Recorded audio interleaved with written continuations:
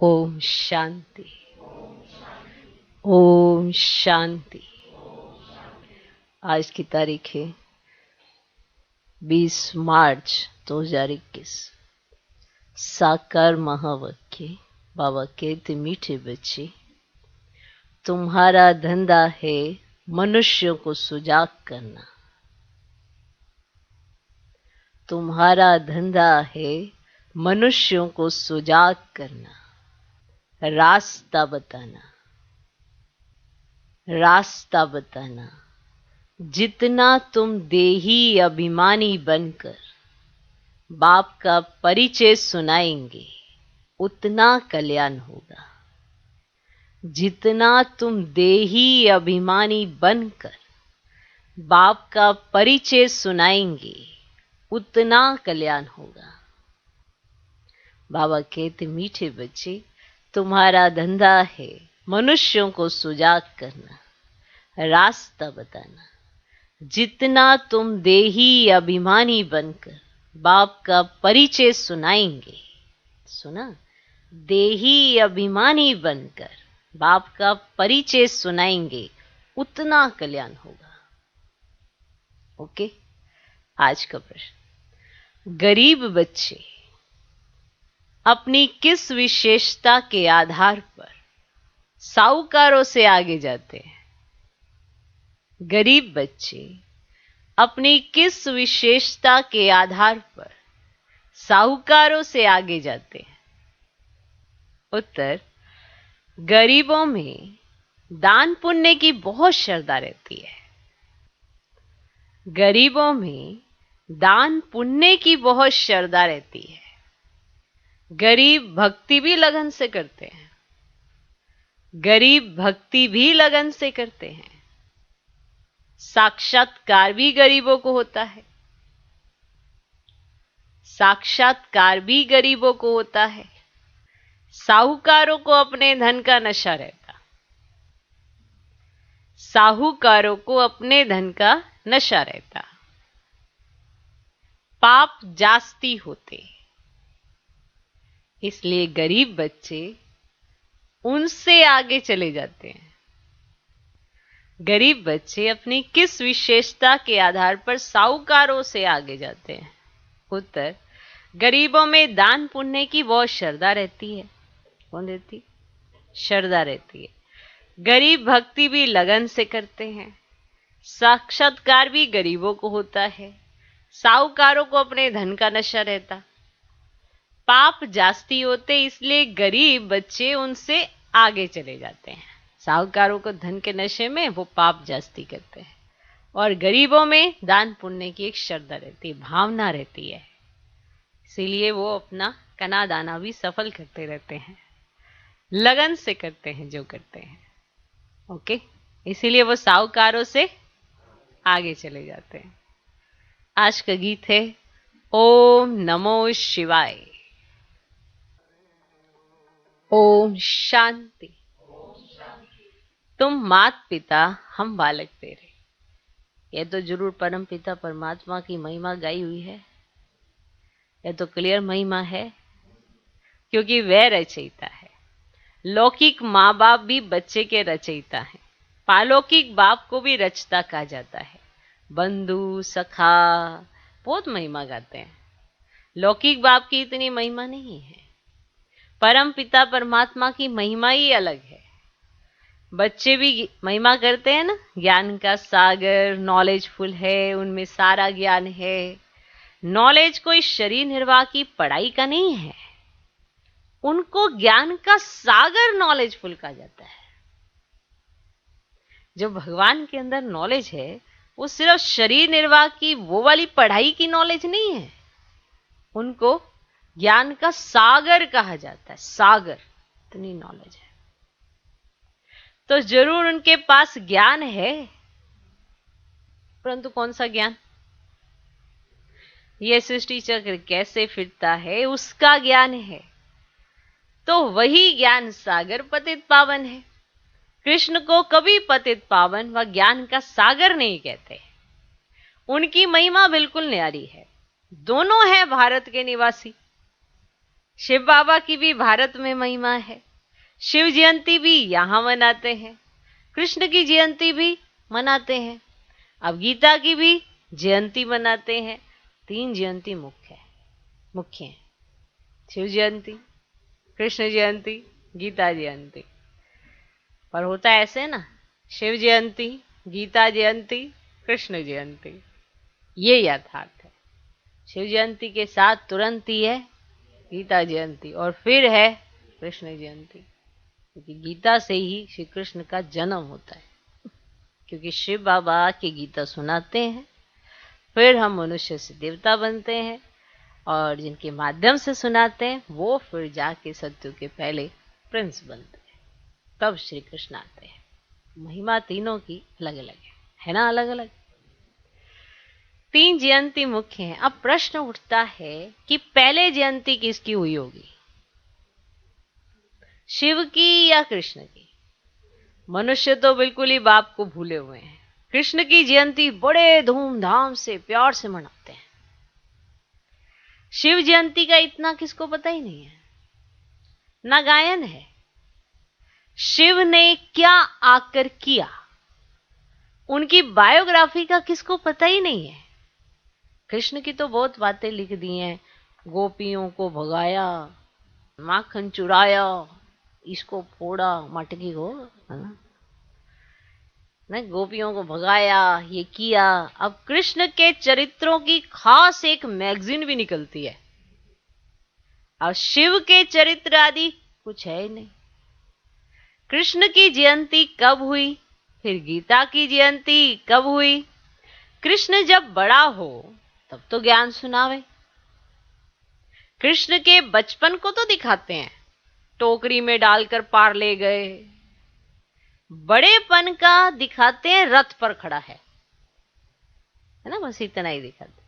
चक्र चलाते हैं, 16-17 वर्ष का होगा, बाकी चित्र छोटेपन के दिखाए हैं। अब गीता कब सुनाई? उसी समय तो नहीं सुनाई होगी जब लिखते हैं फलानी को भगाया, यह किया, उस समय तो ज्ञान शोभे भी नहीं। अब ज्ञान तो जब बुजुर्ग हो तब सुनाए। मैंने रमणीकता में कैसे बताए, अब वो थोड़े से बड़े हों, समझदार हों, ज्ञान हो, जब बुजुर्ग हो तो ज्ञान हो। अब ज्ञान हो जब बुजुर्ग हो तब सुनाए। अब गीता भी कुछ समय बाद सुनाई होगी। अब शिव ने क्या किया, कुछ पता ही नहीं। अज्ञान नींद में सोए पड़े हैं। बाप कहते हैं मेरी बायोग्राफी का कोई को पता नहीं है, मैंने क्या किया मुझे ही पतित पावन कहते हैं। मैं आता हूं तो साथ में गीता है। मैं साधारण बूढ़े अनुभवी तन में आता हूं। शिव जयंती तुम भारत में ही मनाते हो, कृष्ण जयंती, गीता जयंती, ये है 3 मुख्य हैं, ठीक। शिव जयंती, कृष्ण जयंती, गीता जयंती, कृष्ण जयंती, गीता जयंती, शिव जयंती, ये मुख्य है ना। क्या जयंतियां? राम की जयंती तो बाद में होती है ना, राम की जयंती तो बाद में होती है। इस समय जो कुछ होता है वह बाद में मनाया जाता है। जो कुछ होता है इस समय, है ना वंडर वैसे, माना इस समय सारी एक्टिविटीज हो रही है, मनाया बाद में जाए। सतयुग त्रेता में जयंती आदि होती नहीं। सूर्यवंशी से चंद्रवंशी वर्षा लेते हैं और किसकी महिमा है नहीं। सिर्फ राजाओं का कारोनेशन मनाते होंगे, है ना। जब भी राजा गद्दी पे बैठता है तो कारोनेशन डे मनाया जाता है ना, कि आज सेलिब्रेशन है, माना कारोनेशन डे है। बर्थडे तो आजकल सब मनाते हैं, ये तो कॉमन बात हुई। कृष्ण ने जन्म लिया, बड़ा होकर राजधानी चलाई, उस समय महिमा की तो कोई बात ही नहीं। मैंने जन्म लिया है ना, वो बड़ा हो गया है, राजा बनेगा, तो इसमें कोई बड़ी बात तो नहीं है। अब सतयुग त्रेता में सुख का राज्य चला आया है, वह राज्य कब कैसे स्थापन हुआ ये तुम बच्चों की बुद्धि में है। बाप कहते बच्चों, मैं कल्प कल्प कल्प के संगम युग पर आता हूं। कलयुग का अंत है पतित दुनिया, सत्युग आदि पावन दुनिया मैं बाप भी हूं। तुम बच्चों को वर्षा भी दूंगा, कल पहले भी तुमको वर्षा दिया था, इसीलिए तुम मनाते आए हो। परंतु नाम भूल जाने से कृष्ण का नाम डाल दिया है, तो बड़े ते बड़ा शिव है ना। पहले तो जब उनकी जयंती हो तब फिर साकार मनुष्य की हो। आत्माएं तो सब वास्तव में ऊपर से उतरती हैं, मेरा भी अवतरण है। कृष्ण ने माता के गर्भ से जन्म लिया, पालना ली, सबको पुनर्जन्म में आना ही है। शिव बाबा पुनर्जन्म नहीं लेते हैं, आते तो है ना। तो ये सब बाप बैठ समझाते हैं। ब्रह्मा विष्णु शंकर की त्रिमूर्ति दिखाते हैं ना। ब्रह्मा द्वारा स्थापना, क्योंकि शिव को तो अपना शरीर है नहीं। खुद बैठ बताते, मैं इनके बूढ़े तन में आता हूं, ये अपने जन्मों को नहीं जानते, इनके बहुत जन्मों के अंत का ये जन्म है। तो पहले पहले समझाना पड़े। शिव जयंती बड़ी या श्री कृष्ण जयंती बड़ी? अगर कृष्ण ने गीता सुनाई तो गीता जयंती तो श्री कृष्ण के बहुत वर्षों के बाद हो सके, जबकि कृष्ण बड़ा हो, है ना। स्वाभाविक बात तो यही है, जब वो बड़ा हो तो जयंती हो ना, गीता जयंती। फिर वो समझदार बने तब तो सुनाए, ठीक। तो वो जब श्री कृष्ण बड़े हों तब तो वो सुनाए। ये सब समझने की बातें हैं ना, है ना, है ना, समझने की बातें। पॉइंट्स तो ढेर हैं, बिगर नोट किए याद रह ना सके। बाबा इतना नजदीक है, उनका रथ है। वे भी कहते हैं सब पॉइंट समय पर याद आ जाएं मुश्किल है। बाबा ने समझाया सबको, दो बाप का राज समझाओ। शिव बाबा की जयंती मनाते हैं, है ना, जरूर आता होगा। जैसे क्राइस्ट बुद्ध आदि आकर अपना धर्म स्थापन करते हैं, वे भी तो आत्मा आकर प्रवेश कर धर्म स्थापन करती है। वह है हेवनली गॉड फादर, सृष्टि के रचयिता, तो जरूर नई सृष्टि रचेंगे, पुरानी थोड़े ही रचेंगे। अब नई सृष्टि को स्वर्ग कहा जाता है और अब ये नर्क। बाबा कहते हैं मैं कल्प कल्प के संगम पर आकर तुम बच्चों को राजयोग का ज्ञान देता हूं। क्या देता हूं? यह है भारत का प्राचीन योग। किसने सिखाया? शिव बाबा का नाम तो गुम कर दिया है। एक तो कहते गीता का भगवान श्री कृष्ण, और विष्णु आदि के नाम दे देते हैं। शिव बाबा ने राजयोग सिखाया था? किसको पता ही नहीं है। शिव जयंती निराकार की जयंती दिखाते हैं। वह कैसे आया, क्या आकर किया? वह तो सर्व का सदगति दाता, लिबरेटर, गाइड है। अभी सर्व आत्माओं को गाइड चाहिए परमात्मा। अब वह भी आत्मा है, जैसे मनुष्यों का गाइड भी मनुष्य होता है ना, वैसे आत्माओं का गाइड भी आत्मा चाहिए, पर परम आत्मा। माना सभी आत्माओं में एक श्रेष्ठ आत्मा, वो है एक परमात्मा, समझे। तो वह तो सुप्रीम आत्मा ही कहेंगे। तो मनुष्य तो सब पुनर्जन्म ले पतित बनते हैं, फिर पावन बनाए वापिस कौन ले जाए? अब आप कहते हैं मैं ही आकर पावन होने की युक्ति बताता हूं, तुम मुझे याद करो। अब कृष्ण तो कह ना सके कि देह का संबंध छोड़ो, वह तो 84 जन्म लेते हैं, सब संबंधों में आते हैं। तो बाप को अपना शरीर नहीं है, तुमको ये रूहानी यात्रा बाप सिखलाते हैं। यह है रूहानी बाप की रूहानी बच्चों प्रति रूहानी नॉलेज। कृष्ण कोई का रूहानी बाप थोड़े ही है, सबका रूहानी बाप मैं हूं। मैं ही गाइड बन सकता हूं, liberator, guide, blissful, peaceful, ever pure, ये सब मेरे लिए कहते हैं। आई बात समझ में? ये शिव बाबा बता रहे हैं कि ये सब मेरे लिए कहते हैं।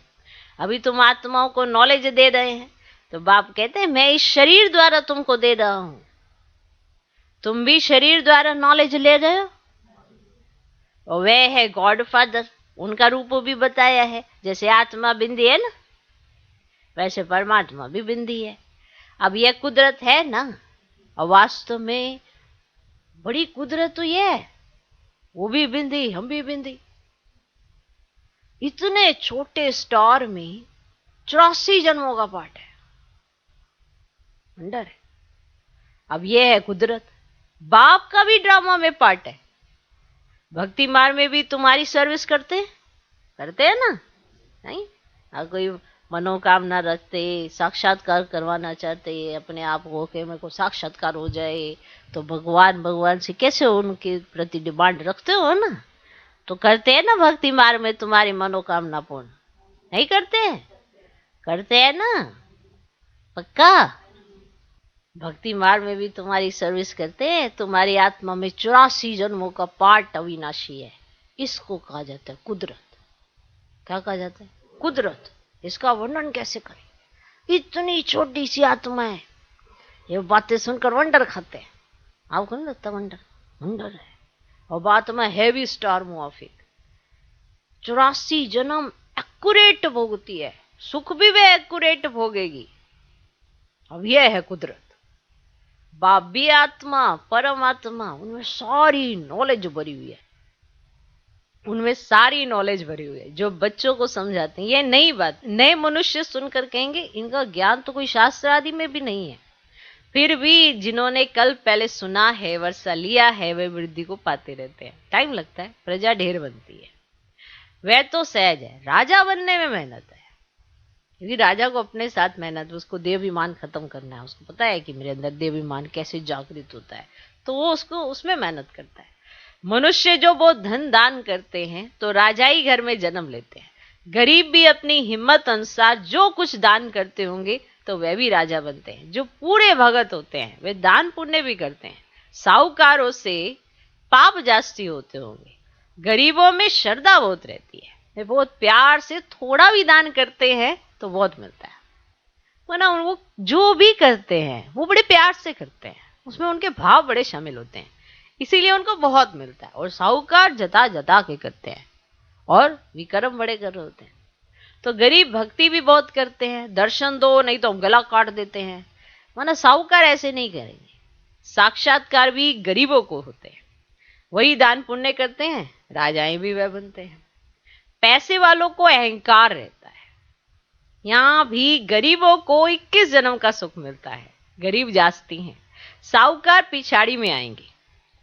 तो भारत जो इतना ऊंच था, सो फिर इतना गरीब कैसे हुआ? तुम समझते हो? ये बात तुम समझते हो?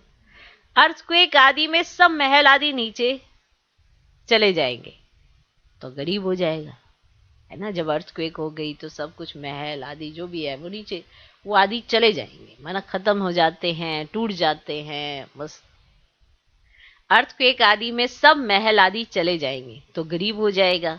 रावण राज्य होने से हाहाकार हो जाता है, तो फिर ऐसी चीजें रह ना सके। हर चीज की आयु तो होती है ना, हर चीज की आयु होती है। वहां जैसे मनुष्यों की आयु बड़ी होती है, वैसे मकान की भी आयु बड़ी होती है।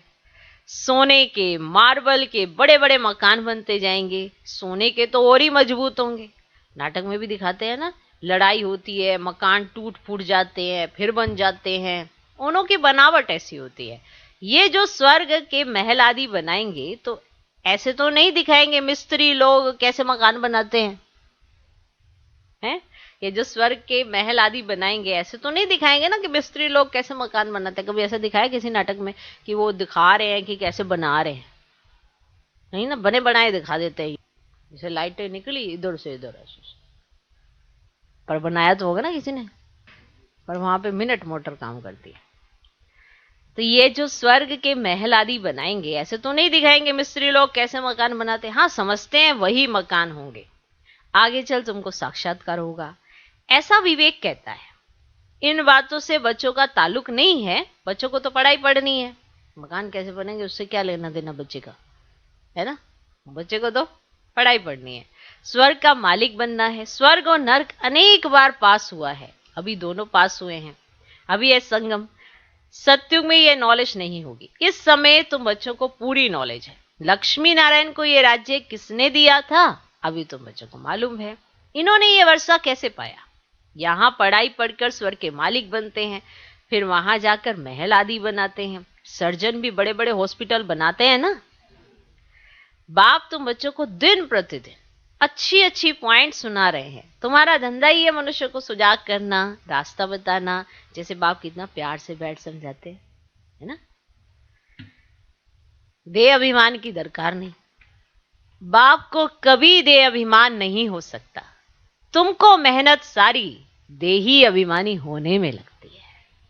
बाबा को कभी दे अभिमान नहीं हो सकता, परंतु तुमको सारी मेहनत देही अभिमानी होने में लगती है। जो देही अभिमानी बन बाप का बैठ परिचय देते हैं, गोया भूतों का कल्याण करते हैं। पहले देह अभिमान आने से फिर और विकार आते हैं। लड़ना, झगड़ना, नवाबी से चलना देह अभिमान है ना। किसी पे रोब जमाते रहना, किसी को ये बताते रहना कि मैं कौन हूं, ये होता है नवाबी से चलना। अपने अंडर के दूसरों को समझना, उनके ऊपर प्रेशर क्रिएट करना, इसको कहते हैं नवाबी से चलना। बात बात में लड़ना, बात बात में झगड़ना, ये सब देह अभिमान में आता है। भले अपना राज्य हो गए तो भी बहुत साधारण रहना है ना। कि हम राजयोग सीखते हैं, इसका मतलब ये नहीं कि हम ठाट बाट वो सब कुछ वो शो ऑफ करें, उसकी वो जरूरत नहीं है। रहना तुम्हें साधारण है। थोड़ी चीज में अहंकार आ जाता है। घड़ी फैशनेबल देखी तो दिल होगी ये पहने। फैशनेबल घड़ी देखेंगे तो दिल होगी ये पहने, ख्याल चलता रहेगा। इसको भी देह अभिमान कहा जाता है। तो इसको भी देह अभिमान कहा जाता है। अच्छी ऊंची चीज होगी तो संभालना पड़ेगा, गुम होगी तो ख्याल होगा। माना आप जैसे इतनी अच्छी आलीशान आपने घड़ी ले ली, उसकी संभाल करनी पड़ेगी, वो तो उसका ध्यान आपका बार बार उसी पे ध्यान जाता रहेगा। अंत समय कुछ भी याद आया तो पद भ्रष्ट हो जाएगा। ये देह अभिमान की आदतें हैं। कोई भी ऐसी चीज होती है जिसका आप, एक होता है संभाल करना, एक है आपका लगाव भी बड़ा उसके साथ, चिपके ही रहते हैं उसके साथ।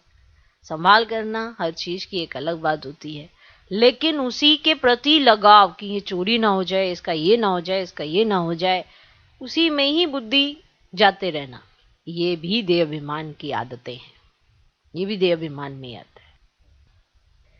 ओके, तो अंत समय नहीं तो वो याद आएगा तो पद भ्रष्ट हो जाएगा। ये देह अभिमान की आदतें हैं। फिर सर्विस बदले डिससर्विस भी जरूर करेंगे। रावण ने तुमको देह अभिमानी बनाया है। रावण ने तुमको, देखते हो बाबा कितना साधारण चलता है। बाबा की क्या रॉयल्टी, साधारण कपड़े, रॉयल आत्मा, बहुत साधारण, पर जो चेहरा है ना, वो जो रौनक है ना उनके चेहरे पे, वो रॉयल्टी तो बस देखते ही बनती है ना। एहसास होता है हर एक को, ताना हो कि एक रॉयल आत्मा, तो वो दिखाई देती है। माना एक तेज, एक तेजस्वी जीवन, वो कपड़ों से कोई उसका मूल्य नहीं होता। आपने कपड़ा स्वच्छ पहना हो, साफ पहना हो, चाहे वो कितने का भी हो, लेकिन आप उसकी संभाल करते हो, तो वो आपकी पर्सनैलिटी में रॉयल्टी नजर जरूर आती है। तो बाबा को देखो, देखते हो ना बाबा कितना साधारण है, कितना साधारण चलते हैं। हर एक की सर्विस देखी जाती है। महारथी बच्चों को अपना शो करना है। महारथियों को ये लिखा जाता है ना कि तुम फलानी जगह जाकर भाषण करो, एक दो को बुलाते हैं, लेकिन बच्चों में देह अभिमान बहुत रहता है। भाषण में भल अच्छे हैं परंतु आपस में रूहानी स्नेह नहीं है। तो देखा गया है कि भाषण में बड़े अच्छे हैं परंतु आपस में रूहानी स्नेह नहीं है। देह अभिमान लून पानी बना देता है। कोई बात में झट बिगड़ पड़ना, यह भी नहीं होना चाहिए। मना छोटी सी बात हुई, नहीं बिगड़ गए, वाइब्रेशन बदल दिए, व्यवहार बदल दिया, लड़ने लग गए, माहौल खराब कर दिया। तो ये जो छोटी छोटी बातों में झट बिगड़ जाना, ये भी नहीं होना चाहिए। इसीलिए बाबा कहते हैं कोई को भी पूछना है तो बाबा से आके पूछो, पूछे बाबा से आके। कोई कहे बाबा आपको कितने बच्चे हैं, कहूंगा बच्चे तो अनगिनत हैं, परंतु कोई कपूत, कोई सपूत अच्छे अच्छे हैं। ऐसे बाप का तो फरमान बरदार, वफादार बनना चाहिए ना, बनना चाहिए ना। ऐसे तो बहुत सारे बच्चे हैं, पर कोई कपूत, कोई सपूत अच्छे अच्छे भी है। पर बाबा जैसा, ऐसे तो हमें कितना वफादार, फरमान बरदार होना चाहिए। करना क्या है, कहना ही तो मानना है, कुछ नहीं करना हो, सब कुछ किया हुआ है। आपको बस जो कहा है वो करने का समर्पण भाव दिखाना होता है। बाकी सब तो सेट है। हमें फरमान बरदार वफादार बनना चाहिए। इसका मतलब ये है कि हमें वफादारी निभानी है बाबा के साथ। कोई भी यज्ञ में ऐसे कुछ भी ऊपर नीचे देखें, तुरंत बाबा को रिपोर्ट करनी चाहिए, क्योंकि ये छोटी छोटी एक्टिविटीज क्या होती है आगे चल के बहुत विघन रूप बन जाती हैं। ऐसे ही होता रहता है। अब बड़े घर में भी बहुत सारे बच्चे हैं, कुछ ना कुछ कोई उल्टा करता है, लेकिन वो बड़ों तक रिपोर्ट नहीं पहुंचाते हैं। उससे क्या है, वो छोटी सी बीमारी जब बड़ी हो जाती है तो फिर डिससर्विस होने लगती है। और अगर घर के अंदर ही रहते हुए किसी की छोटी छोटी बीमारियां भी पता चल जाएं तो बाबा डायरेक्शन देंगे। अगर वो संभल सकती है आत्मा तो संभलेगी, अगर नहीं तो फिर कुछ और सोचा जाएगा। तो इसीलिए किसी का भी कोई ऐसा देखें तो वफादारी जरूर निभानी चाहिए यज्ञ के साथ। माना बड़ों को जरूर संपर्क करना चाहिए, उन्हें बताना चाहिए कि किसी की आपने कुछ ऐसी एक्टिविटीज देख ली जो यज्ञ में शोभा नहीं देती, तो वफादार जरूर रहना चाहिए यज्ञ के प्रति। और फरमान जो बाबा दे उसे करना चाहिए। अच्छा, मीठे मीठे सिकी लदे बच्चों प्रति मात पिता बाप दादा का याद प्यार और गुड मॉर्निंग। रूहानी बाप की रूहानी बच्चों को नमस्ते। हम रूहानी बच्चों की भी रूहानी बाप को नमस्ते नमस्ते नमस्ते। Good morning good morning good morning. धारणा के लिए मुख्य सार पहला पॉइंट, देह अभिमान में आकर किसी भी प्रकार का फैशन नहीं करना है। देह अभिमान में आकर किसी भी प्रकार का फैशन नहीं करना है। जास्ती शौक नहीं रखने हैं। बहुत बहुत साधारण होकर चलना है। देह अभिमान में आकर किसी भी प्रकार का फैशन नहीं करना है। जास्ती शौक नहीं रखने हैं।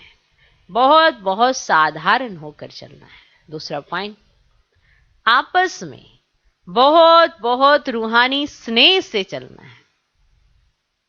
आपस में बहुत बहुत रूहानी स्नेह से चलना है। कभी भी लून पानी नहीं होना है। कभी भी लून पानी नहीं होना है। बाबा का सपूत बच्चा बनना है। बाबा का सपूत बच्चा बनना है। अहंकार में कभी नहीं आना है। अहंकार में कभी नहीं आना है। आपस में बहुत बहुत रूहानी स्नेह से चलना है। कभी भी लून पानी नहीं होना है। बाबा का सपूत बच्चा बनना है। अहंकार में कभी नहीं आना है। आज का वरदान,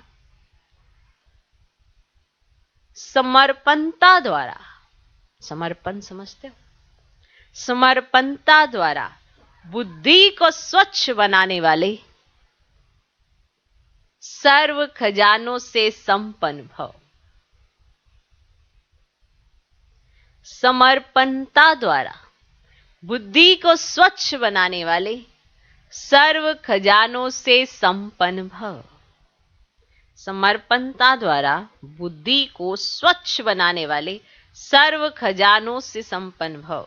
ज्ञान का श्रेष्ठ समय का खजाना जमा करना व स्थूल खजाने को 1 से लाख गुना बनाना अर्थात जमा करना, इन सब खजानों में संपन्न बनने का आधार है। अगर आप ज्ञान का खजाना बढ़ाना चाहते हैं, श्रेष्ठ समय का खजाना बढ़ाना चाहते हैं, जमा करना चाहते हैं, स्थूल खजाने 1 से लाख गुना करना चाहते हैं, माना जमा करना चाहते हैं, तो इन सब खजानों में संपन्न बनने का आधार है स्वच्छ बुद्धि और सच्ची दिल। स्वच्छ बुद्धि और सच्ची दिल। लेकिन बुद्धि स्वच्छ तब बनती है जब बुद्धि द्वारा बाप को जानकर उसे बाप के आगे समर्पण कर दो। अब आप बुद्धि तो स्वच्छ चाहते हैं, लेकिन आपने उसी बुद्धि से बाबा को कितना जाना, कितना पहचाना, और उसी बुद्धि को आपने समर्पित कितना किया, उसके आधार पर यह बुद्धि स्वच्छ बनती है। कोई ये सोचे मेरी बुद्धि तो स्वच्छ है, लेकिन अभी तक भी आप बाप को जान और पहचान नहीं पाए, तो स्वच्छ कैसे है? जितनी बाप के साथ जान पहचान है, उतना ही समर्पण बुद्धि हो पाते हैं और उतना ही स्वच्छ बुद्धि बनती है, क्योंकि बाबा का ज्ञान बुद्धि में ही तो ठहरता है। ये पॉइंट नोट कर लेना। कहीं पूछते हैं कि हमारी बुद्धि कैसे स्वच्छ हो, कैसे हम ऐसे बड़े आगे, कैसे हमें टचिंग अच्छी हो। तो बुद्धि सब अगर स्वच्छ करना चाहते हैं तो बुद्धि स्वच्छ तब बनती है जब बुद्धि द्वारा बाप को जानकर उसे बाप के आगे समर्पण कर दो। उसी बुद्धि को आपने बाबा को जान लिया है, अब बुद्धि में कुछ भी ऐसे संकल्प नहीं उत्पन्न करने हैं जो बाप की श्रीमत के विपरीत जाते हो। और आप अगर अपने बुद्धि में ये सब कुछ ले आते हो तो फिर समर्पण क्या किया?